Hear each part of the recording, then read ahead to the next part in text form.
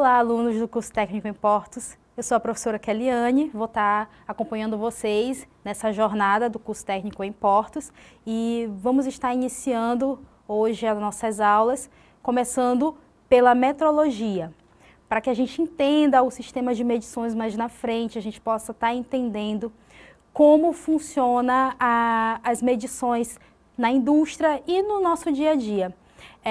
O curso técnico de Portos, ele necessita de algumas questões mais técnicas, né? Porque nós estamos trabalhando com a área da indústria e a área da indústria ela necessita de algumas especificidades, principalmente em relação à quantificação métrica. Bom, vamos iniciar nossa aula sobre introdução à metrologia. Metrologia. O que é metrologia? A metrologia, a palavra metrologia, ela vem do grego e ela começa com a palavra metron, que significa medida, e logos, que é ciência ou estudo. Então, a metrologia é o estudo das medições, o estudo das medidas. A metrologia, ela se aplica a diferentes situações do nosso dia a dia. Além do seu uso destinado às medições na indústria, ela também é responsável por oferecer um parâmetro de qualidade de muitos produtos e serviços. A metrologia ela pode surgir de forma discreta nos produtos que consumimos e em nossas casas. O que eu quero dizer de forma discreta? Normalmente a gente não percebe no nosso dia a dia, a gente não para pensar nas medidas das coisas. Agora imaginem, em um supermercado, os produtos de um supermercado, é preciso passar por um padrão. Se eu vou, por exemplo, precificar um produto, que tipo de padrão de medida eu posso usar? Eu posso usar o padrão de medida peso. Então, X peso significa X valor. É para isso que serve a metrologia, para garantir um tipo de medida específico para produtos ou serviços também, né? Quando a metrologia começou? A metrologia, ela começou com a necessidade humana de medir e quantificar as coisas. No início da nossa civilização, nós não tínhamos tanta consciência das coisas. Então, à medida que nós fomos nos desenvolvendo, nós fomos percebendo algumas necessidades. A partir do momento que nós começamos a viver em sociedade, a buscar por alimentos, a buscar por moradia, começou-se a necessidade de medir. Normalmente, o ser humano ele começou a comparar as coisas. Então, ele comparava uma fruta com outra fruta, um tipo de alimento com outro tipo de alimento. Então, aquele alimento que era menor com aquele alimento que era maior, e ali ele dava mais valor àquelas coisas que eram maiores do que aquelas que eram menores. Esse é um exemplo básico que a gente pode imaginar lá no início da nossa civilização, da humanidade, né? E depois, como a necessidade de medir aumentou, ela foi aumentando de acordo com a vivência do homem em sociedade.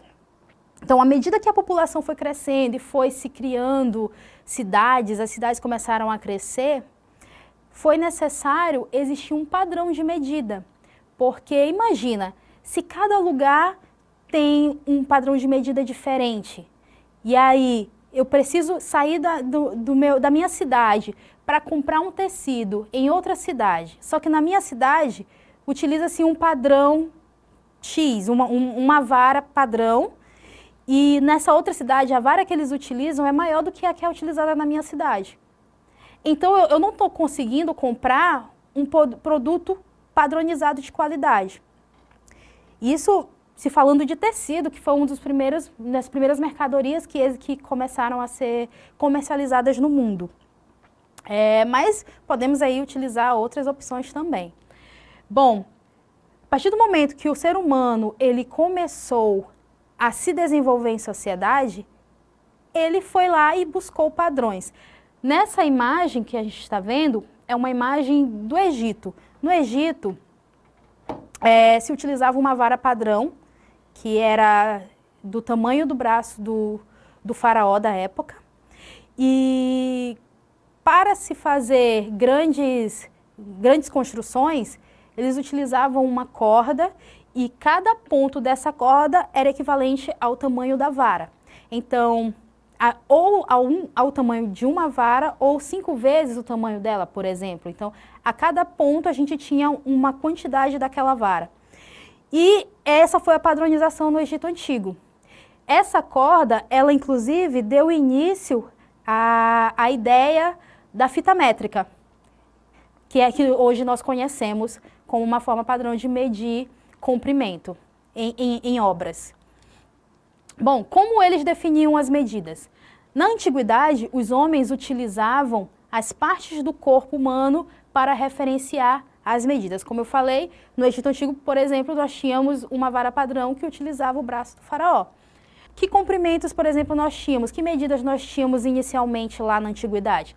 Nós utilizávamos o comprimento do pé, nós também utilizávamos a largura da mão.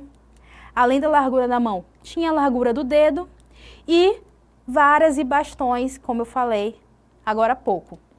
Bom, como eles definiam essas medidas? Um exemplo que eu trouxe aqui para vocês é a jarda. Acho que acredito que vocês já tenham assistido algum filme americano que mostra o futebol americano. No futebol americano, no campo, a gente vê linhas desenhadas no campo, né? Naquele quadrado. Aquelas linhas, elas equivalem à distância de uma jarda para cada linha. Então, a distância da jarda é a distância entre o nariz e a ponta do dedo do rei Henrique I, ou seja, da ponta do dedo polegar, do polegar até o nariz, a gente tem uma jarda em relação ao rei. Só que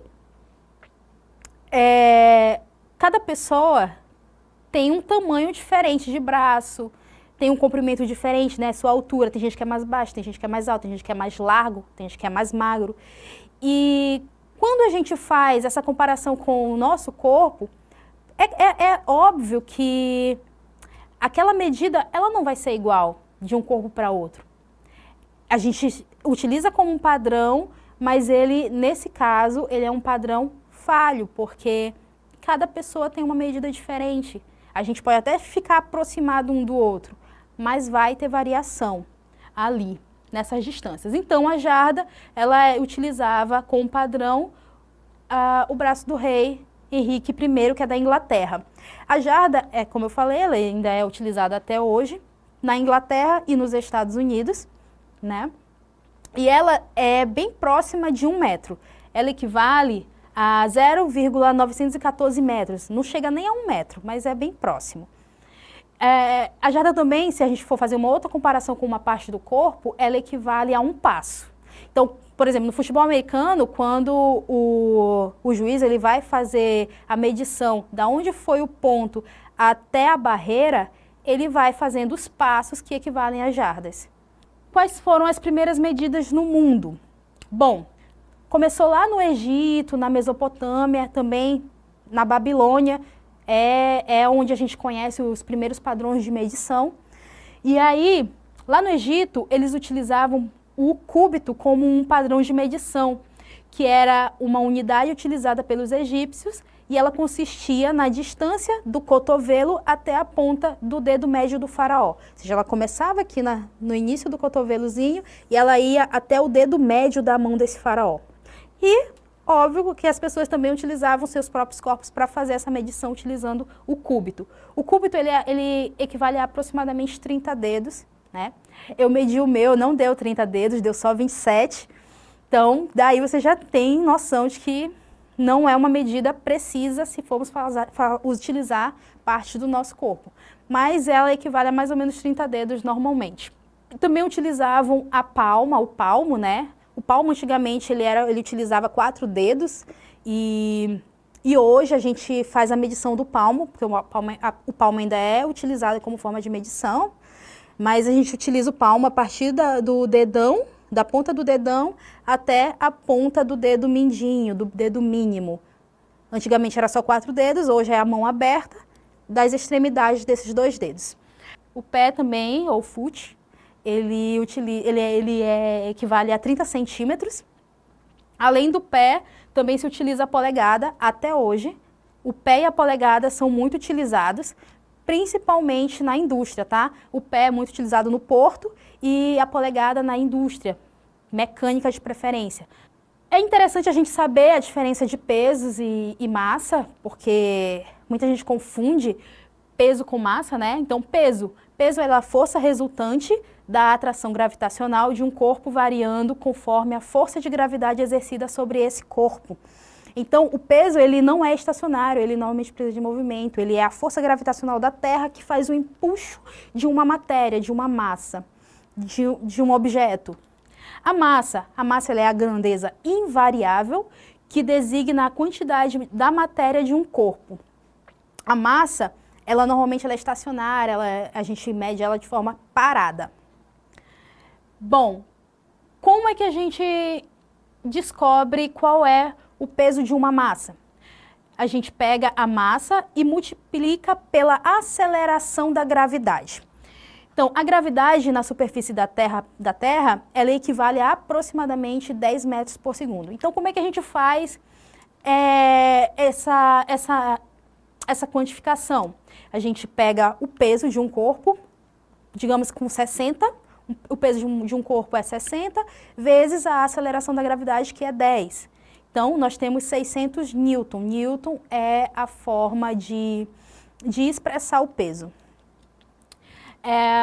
Inicialmente, o homem ele comparava a massa de dois corpos, equilibrando ele em cada mão, né? Como eu falei, ele utilizava de forma bem rústica. E as medidas de massa, elas surgem para auxiliar a pesagem de objetos no nosso dia a dia. Hoje, a gente adota como um padrão a grama. A grama como sendo a unidade de medida base para se obter outras medidas. O padrão de peso normalmente é o quilo. Normalmente não, o padrão de peso é o quilo. Mas, nesse caso, a gente adota a grama para saber as unidades de medida de outras massas. A medida de massa maiores. Nós temos o quilograma, que corresponde a 1000 gramas. Nós temos o hectagrama, que corresponde a 100 gramas. E nós temos o decagrama, que corresponde a 10 gramas. Essas são medidas grandes. E para medidas menores? Nós temos, para medidas menores, o decigrama, que corresponde a 1 grama dividido por 10. Nós temos a centigrama, que corresponde a 1 grama dividido por 100. E nós temos a miligrama, que corresponde a 1 grama dividido por 1000. Quando a gente vai fazer essas conversões, a gente entende que as massas maiores, elas são multiplicadas por 10. E as massas menores, elas são divididas por 10. Eu trouxe aqui uma tabelinha, uma imagem com a forma de converter essas unidades. Como a gente está utilizando a grama como padrão, então, quantas gramas tem 1 quilo? A gente vai multiplicar por 10 esse quilo. Então, 1 quilo vezes 10 equivale a 10 hectagramas, vezes 10 equivale a 100 hectagramas, ou seja, 10 vezes 10, 100 decagramas, e vezes 10 equivale a 1000 gramas. Então, 1 quilo equivale a 1000 gramas. E se eu quiser saber quantas miligramas tem em gramas? Aí a gente vai ter que dividir. Então, se eu pegar, quero saber 300 miligramas, quanto eu tenho de miligrama para grama? Então, se eu tenho 300 miligramas, quanto dá em gramas? Eu pego essas 300 miligramas, eu vou dividir por 10, que equivale a 30 centigramas. Eu divido novamente por 10, que aí chega a 3 decigramas, e novamente por 10, que equivale a 0,3 gramas. E isso a gente pode fazer de diversas maneiras. Vocês podem estar utilizando essa imagem para identificar esse padrão. Sempre as menores a gente divide e as maiores a gente multiplica. E o milímetro? O milímetro, ele é a milésima parte de 1 metro. O milímetro, por exemplo, ele é representado por m, que é igual a 10 à terceira. Então, 10 vezes 10 vezes 10, que dá 1000. Então, o metro, ele é a unidade de medida padrão, e o milímetro, ele equivale a 1000 partes iguais do metro. 1 metro, na verdade, dividido por 1000 partes iguais em milímetros, né? A polegada, ela é usada principalmente nos países como Inglaterra e Estados Unidos. Hoje, ela é um padrão internacional que é muito utilizado no setor portuário, no setor da indústria. E a polegada, ela pode ser fracionária ou ela pode ser decimal. Ela fracionária, a gente pega ela em fração, 1/8. E ela em polegadas é 0,125 polegadas. Observem o apóstrofo nos números. Quando a gente quer retratar a polegada, a gente coloca o apóstrofo para representar a polegada. Então, sempre que vocês olharem o apóstrofo, vocês sabem que se trata de polegada. E quanto equivale uma polegada? Uma polegada, ela equivale a 25,4 milímetros. Né? Já conversamos sobre milímetros, vocês já têm uma noção. Então, como é que a gente faz para fazer essa conversão? É muito importante fazer a conversão de polegada para milímetro, de milímetro para polegada, porque na indústria, quando a gente compra uma chapa, as chapas elas são vendidas em polegadas. Uma chapa de 1/8, uma chapa de 1 polegada. Então, a gente tem que entender que às vezes a gente tem que fazer essa conversão para milímetro. Se você não sabe, você vai começar a desenvolver essa mania de conversão. É muito importante saber. Bom, se a gente pegar o número em polegadas, a gente pega o número em polegadas, por exemplo, 1 polegada, que equivale a 25,4, vezes o número em milímetros. Então, se eu pegar 8 polegadas, e eu vou multiplicar ela por 25,4, e que equivale a 203 milímetros. Então, 8 vezes 25,4 equivale a 203,2 milímetros. E se eu quiser fazer o inverso, pegar o milímetro e transformar em polegada? É muito simples, a gente só faz diferente. A gente pega o número em milímetros e nós vamos dividir pelo valor da polegada, que é 25,4. Para chegar no valor exato em polegadas, a gente pega 30 milímetros dividido por 25,4, que é o padrão de 1 polegada, que equivale a 1,18 polegadas. Então, 30 milímetros equivale a 1,18 polegadas. Gente, as áreas em que a metrologia pode ser aplicada. A metrologia, ela possui muitas utilidades, principalmente no campo da indústria. E a metrologia industrial, ela atua de maneira a controlar os processos produtivos e a garantir a qualidade e segurança dos produtos. Além da metrologia industrial, nós temos outros 2 tipos de metrologia, que é a metrologia científica e a metrologia legal. A metrologia científica, ela é responsável por promover estudos e pesquisas voltadas aos equipamentos, sistemas e métodos de medição, de modo a oferecer o desenvolvimento dos padrões de medida e a sua constante evolução e manutenção. Ou seja, a metrologia científica, ela vai definir esses padrões e os tipos de equipamentos utilizados para fazer toda essa quantificação de medidas. A metrologia legal, ela trabalha com os sistemas de medição de modo a oferecer melhores soluções e resultados para as transações comerciais e as necessidades exigidas pelas áreas do meio ambiente, saúde e segurança. É interessante a gente saber que a metrologia legal, ela trabalha juntamente com a metrologia industrial. Por quê? Porque ela trata da compra e venda de mercadorias. Então, uma garante a quantificação e a outra garante a segurança e a qualidade dessas medições, né? Então é isso, pessoal. Essa foi a nossa aula de metrologia. Espero que vocês tenham entendido bem. E se tiverem dúvidas, voltem à aula, assistam novamente, coloquem no papel, façam exercícios para fixar como fazer as conversões, porque é muito importante para que vocês utilizem esses padrões futuramente na atividade portuária, tá? Encontro vocês na nossa próxima aula. Até lá!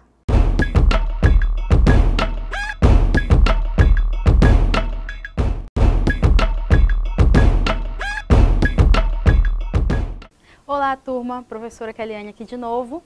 Bom, nós vamos continuar o nosso curso e a nossa disciplina de Fundamentos de Eletromecânica. Na aula passada falamos um pouquinho sobre metrologia e entendemos um pouquinho a história do homem na busca de padronizar as medições, né? Onde começaram a encontrar formas de medir as áreas e os pesos, as massas. E hoje nós vamos dar continuidade ainda nesse segmento, só que vamos falar um pouquinho sobre medidas e unidades mais precisas e a sua padronização. Então hoje nós vamos falar sobre o Sistema Internacional de Unidades. O Sistema Internacional de Unidades, também conhecido como SI, ele é um padrão internacional de medição. Imaginem só se cada país, cada localidade do mundo medisse da sua forma, né? Então, a partir do momento que a gente fosse comprar um equipamento, talvez um equipamento vindo dos Estados Unidos, quando chegasse no Brasil, a sua tomada não iria entrar na nossa, não iria acoplar, porque ele faria com a sua medida, né? Se a gente vendesse um produto e que chegasse na China, talvez lá não fosse adequado aos padrões dos chineses. Então, por isso surgiu a necessidade de se padronizar as unidades, as medidas, para que no comércio internacional, no comércio, nós pudéssemos fazer essa transversalidade de mercadorias e que se adequassem corretamente às necessidades das localidades para onde eles fossem levar. Bom, esse sistema, ele é um conjunto de medidas formado por 7 grandezas físicas, né? E o que ele busca? Ele busca padronizar, ele busca adequar e ele busca unificar as medições. Esse sistema internacional, ele foi criado como um padrão de sistema métrico. E ele foi criado na França no ano de 1960, durante a Conferência Geral de Pesos e Medidas, CGM-PM. Então, de tempos em tempos ocorre essa conferência para ver alterações, para ver se continua as mesmas medidas. Porque o mundo ele está em inovação e a gente vai encontrando formas mais precisas de medir. A partir da criação desse padrão, de um padrão com um pequeno grupo de grandezas, chamadas de grandezas fundamentais, foi possível organizar as várias grandezas físicas conhecidas. Essa base ela é importante principalmente para o desenvolvimento científico e tecnológico. A partir do momento que nós temos um padrão, nós seguimos esse padrão e conseguimos evoluir e inovar tanto na indústria farmacêutica, na indústria mecânica, na indústria naval, porque as coisas elas passam a ser mais precisas. Nós temos menos erros nas quantificações. E o que é grandeza física? A gente falou que esse sistema ele é formado por 7 grandezas físicas. E o que é uma grandeza física, professora? Bom, grandeza física ela é tudo aquilo que pode ser medido. Então, o que pode ser medido no nosso mundo? Nós podemos medir o comprimento, a partir do metro, né, do centímetro. Nós podemos medir a massa, o peso. Nós podemos medir o volume de uma matéria, de um líquido. Nós podemos medir o tempo, certo? Nós também podemos medir o quê? A temperatura. Esses são alguns exemplos que a gente pode medir. Então, esses são alguns exemplos de grandezas físicas que podem ser medidos. Grandeza física, ela é diferente de unidade física, tá? E no Sistema Internacional de Unidades, cada grandeza física, ela tem uma unidade física que corresponde a ela. Então, ao medirmos alguma grandeza física, nós já estamos fazendo o quê? Uma comparação. E para realizar essa comparação, nós precisamos de um padrão, certo? E que padrão seria esse? Esse padrão é a unidade de medida. Então, no nosso sistema internacional, nós temos 7 unidades base, que correspondem a cada unidade, a cada grandeza física do sistema. Então, vamos começar com o metro. O metro é o quê? O metro ele é simbolizado pela letra M, e ele é a unidade correspondente à grandeza comprimento.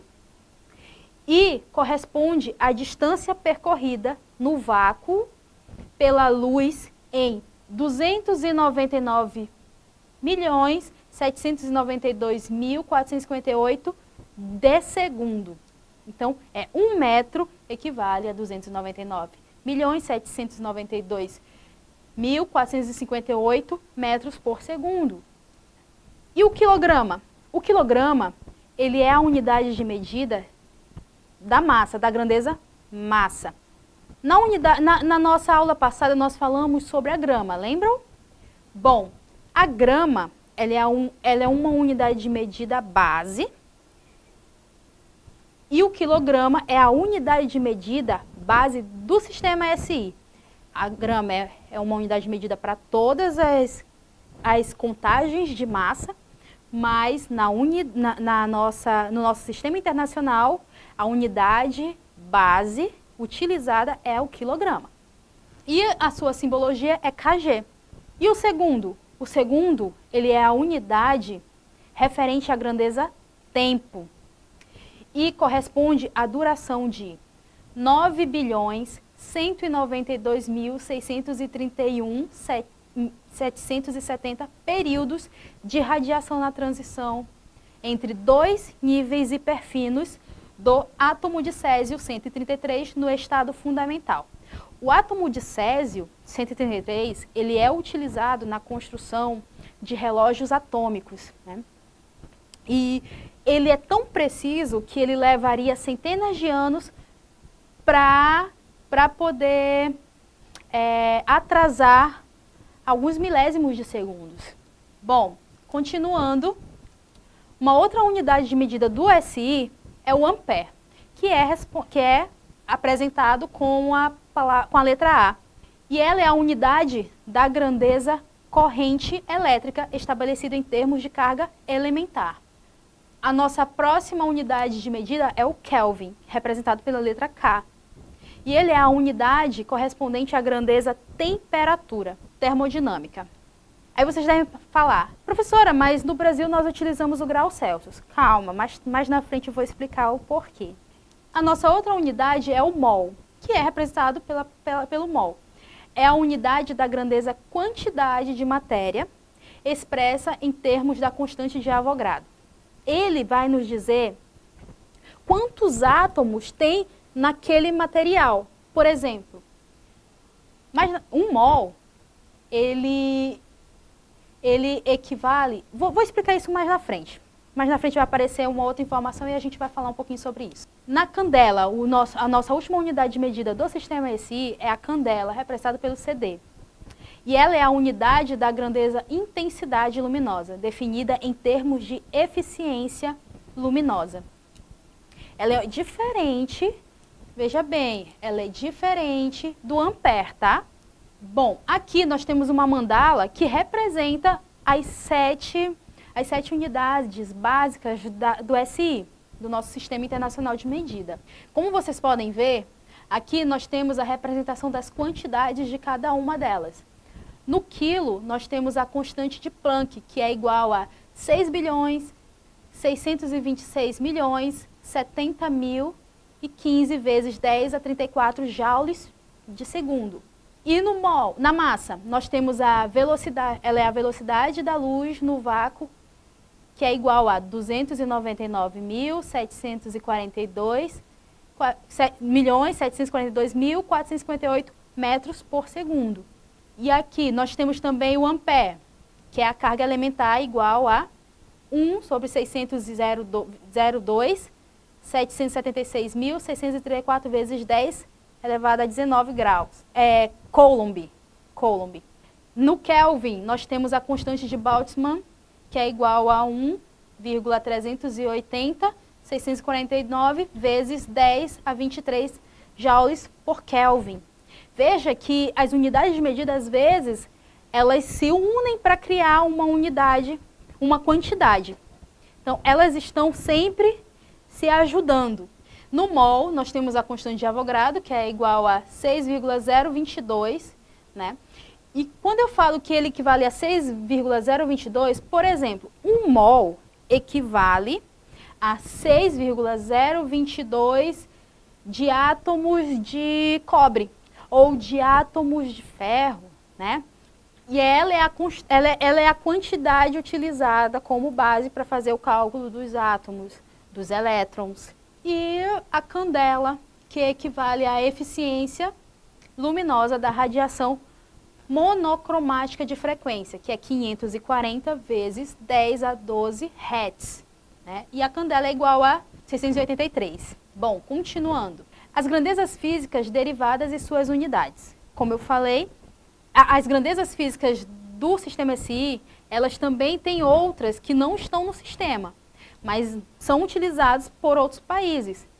Como no nosso caso, algumas unidades e algumas grandezas nós utilizamos que não está no padrão internacional. Um exemplo, grandezas físicas derivadas. Superfície área, que é a unidade derivada metro quadrado, simbolizada pelo m elevado a 2. O volume, que é o metro cúbico, simbolizado pelo m elevado a 3. A massa específica, que é o quilograma por metro cúbico. Então, quilograma por kg barra m elevado a 3. E a força? Lembra que eu falei que peso é diferente de massa lá na nossa aula anterior? Pois é, a força vem da unidade derivada Newton, que é representado por N. E a pressão? A pressão ela é representada pela unidade derivada Pascal. Não tem no SI, mas é utilizada por muitos países ainda. E ela é representada pelo PA. E a temperatura Celsius? Como a gente conversou mais anteriormente, no Brasil nós não utilizamos Kelvin para medir temperatura, nós utilizamos Celsius. E ela não faz parte da unidade do SI. A unidade do SI é o Kelvin, mas aqui no Brasil nós utilizamos Celsius. Então, o grau Celsius que é representado pela simbologia C. Outras unidades mesmo que a gente pode encontrar, por exemplo, nos portos. O porto, ele é um ambiente que tem suas características específicas. E ele é um local, ele é antigo. O porto tem centenas de anos. As cidades, elas iniciaram, elas se desenvolveram pelo porto, né? O porto, ele era um local de transição, onde as pessoas podiam viajar, onde as pessoas podiam transportar mercadorias, que acontece até hoje. E por isso ele traz muitas nomenclaturas da sua base e que não estão no SI. Então, nós temos aqui, por exemplo, existem outras unidades de medida utilizadas para transações específicas, como a arroba, o quilate e a tonelada. Nós vamos falar um pouquinho sobre a tonelada, mas só para tirar a dúvida de vocês, o arroba, ele se refere a mercadorias vivas. Por exemplo, o gado, o porco. E o arroba, ele equivale aproximadamente não, ele equivale a 15 quilos. E o quilate, ele vem da vazão a minerais, né? Por exemplo, o ouro, ele é medido em quilate. E a tonelada? Bom, a tonelada, ela é utilizada para medir objetos que possuem massa muito grande, sendo que uma tonelada é equivalente a 1000 quilos. Quem já teve a oportunidade de ir no porto, ou então já viu algo na TV, vocês podem ver que o ambiente portuário, ele lida com produtos gigantescos, grandes mercadorias. O próprio navio é enorme e ele é quantificado, e tudo isso é quantificado em toneladas, né? Mercadorias que são transportadas em containers, aqueles containers, eles têm 10, 15 toneladas de mercadoria. Os grãos que são colocados nos navios, cada navio leva centenas de toneladas, milhares de toneladas. Como vocês podem ver, um navio, aqui nós temos a representação do navio Panamax e um caminhão bitrem. Um navio Panamax ele tem mais ou menos 60 mil toneladas, olha só quanto ele pesa. E em relação a um caminhão bitrem, ele pode pesar aí aproximadamente 38 toneladas cada. Só para vocês terem uma noção, um navio Panamax, ele consegue transportar 1.575 caminhões bitrem. Olha só a grandiosidade disso. Outras unidades de comprimento que a gente pode encontrar, o pé, que ainda é usado até hoje, que ele é representado pelo FT. O pé, ele vem do inglês, então é foot, né? Pé em inglês é foot, por isso utiliza-se como representação o FT. Ele consiste numa unidade de grandeza física comprimento. e ele é utilizado no sistema inglês e no americano, norte-americano também, e ele equivale a 0,3048, aproximadamente 30 centímetros e meio. Aqui nós temos a representação da medida em centímetros, né? A outra unidade é a milha. No porto, as distâncias são medidas a milha, não a quilômetros. Então, a milha consiste na unidade de grandeza física comprimento. E está relacionada a duas medidas de comprimento. Uma milha corresponde a aproximadamente 1,609 quilômetros ou 1.609 metros. Ou seja, ela é mais do que 1 quilômetro. Como vocês podem ver aqui, uma pessoa observando um navio. E é isso, gente. Nós chegamos ao final da nossa aula. Como vocês podem ver, o porto, ele necessita muito de medições. E o sistema internacional, ele vem para trazer essa base, para trazer esse padrão. Ainda que o porto tenha suas nomenclaturas específicas, ele precisa seguir o SI. E o Brasil, em específico, segue com muita constância o sistema internacional de medidas. Vale lembrar que na Inglaterra, na Europa, eles têm um sistema de medição próprio, porque ele é um país antigo, mas eles estão se adequando ao SI também, tá certo? E o mesmo acontece com os Estados Unidos, tá bom? Mas foi isso, a gente se encontra na nossa próxima aula para dar continuidade ao nosso curso. Até a próxima!